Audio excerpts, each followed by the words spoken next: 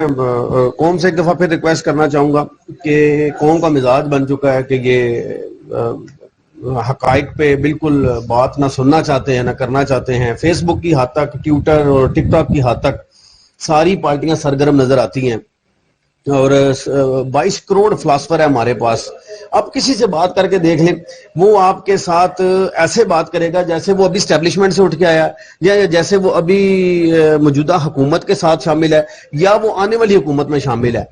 میں یہ سمجھتا ہوں، کل میں نے جو حقیقت دیکھی، اور میں نے الحمدللہ میں نے کل پی ٹی آئی کے جو وہاں پہ ڈی چوک میں شبلی فراز صاحب، خرم نواز صاحب اور اپنا دوسرے جو شام گئے، رات گئے ملے، تو میں نے سر ان سے یہ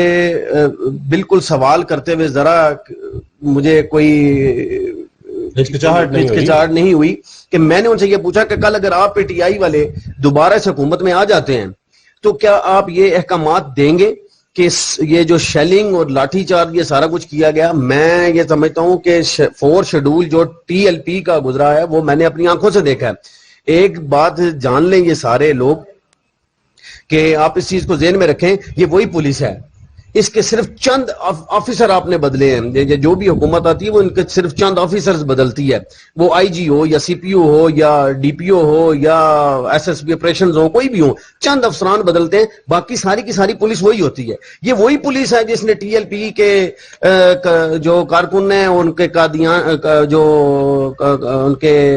قادین تھے، جو ان کے سینئر رہنما تھے، جونیئر رہنما تھے، ان کے گھروں کے دروازے توڑے. ایون میری گلی میں جو ٹی ایل پی کے وسیم سیفی صاحب الیکشن لڑ رہے تھے، ان کے گھر رات کو پولیس نے بے دردی سے دروازے بھی توڑے، ان کو گھر سے نکالنے کی بھی کوشش کی. وہ محلے والے نے